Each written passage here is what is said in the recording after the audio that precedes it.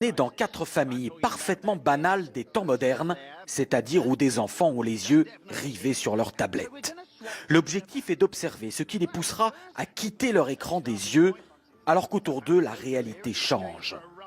Les parents sont complices de l'expérience. Début modeste avec changement des tableaux au mur, aucune réaction. Plus audacieux, la mère de famille est échangée avec une inconnue portant la même couleur de vêtements. Les enfants ne remarquent toujours rien. Comble de l'indifférence, de faux frères et sœurs, parfaits inconnus eux aussi, s'installent à table sans le moindre détournement de regard de ceux captivés par l'écran. Il faudra attendre la coupure d'Internet au moyen d'un brouilleur pour que les enfants découvrent que le monde réel autour d'eux a changé. Cette expérience, menée par une marque alimentaire pour promouvoir les repas en famille, a été réalisée sur un ton léger. Mais sa démonstration est extrêmement préoccupante pour cette spécialiste des addictions. Plus les enfants passent du temps devant les écrans, moins ils regardent directement les autres dans les yeux. Et sans regard direct, on ne lit plus les codes sociaux, donc ils n'apprennent plus à vivre en société. Il y a donc des effets directs sur le cerveau et l'apprentissage, similaires à ce qu'on observe avec n'importe quelle substance addictive, y compris les drogues. Une vraie drogue, le mot est lancé. Au Royaume-Uni, une autre addictologue réputée est allée encore plus loin, déclarant récemment dans une conférence « Je dis toujours aux parents, quand vous donnez à votre enfant une tablette ou un smartphone, en réalité, c'est comme si vous lui donniez une bouteille de vin ou 1 gramme de cocaïne. » Ce psychiatre britannique, lui, a été l'un des premiers, il y a 10 ans, à considérer les jeux vidéo et les écrans comme une addiction grave, avec là encore des comportements similaires à la drogue, y compris lorsque les patients sont en manque. Ils s'y consacrent dès le réveil, repoussent leur toilette, ne prennent pas leur douche ou leur petit déjeuner pour être tout de suite sur les réseaux sociaux. J'ai eu des patients à la clinique qui, privés de leurs écrans, devenaient suicidaires, devenaient violents.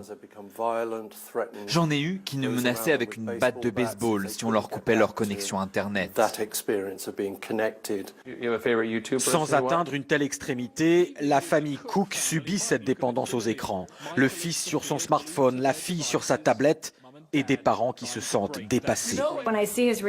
Quand je vois les réactions de mon fils, si on lui enlève son portable, c'est une addiction. On va peut-être devoir faire une intervention. Je plaisante pas, c'est comme un drogué.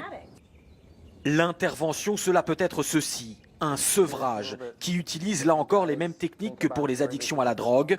Au Royaume-Uni et aux États-Unis, de nombreuses institutions proposent des cures de désintoxication en pleine forêt. Ce jeune homme est là depuis plusieurs semaines et semble littéralement renaître. Je commence enfin à me dire, va dehors, il y a un monde entier à voir et à explorer. Et quand tu ne fais que fixer ton écran, c'est vraiment malsain. Des cures loin du monde technologique. Dans ce centre, il n'y a qu'un seul téléphone du siècle dernier.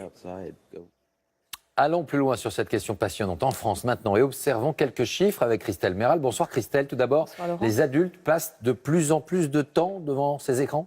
Oui, effectivement. Ils passent en moyenne 5 heures et 7 minutes par jour devant leurs écrans contre 3h10 il y a 10 ans, c'est-à-dire 2 heures de plus. Évidemment, le smartphone gagne du terrain. D'ailleurs, Laurent, savez-vous combien de fois par jour un adulte consulte son iPhone? Je n'ose pas imaginer.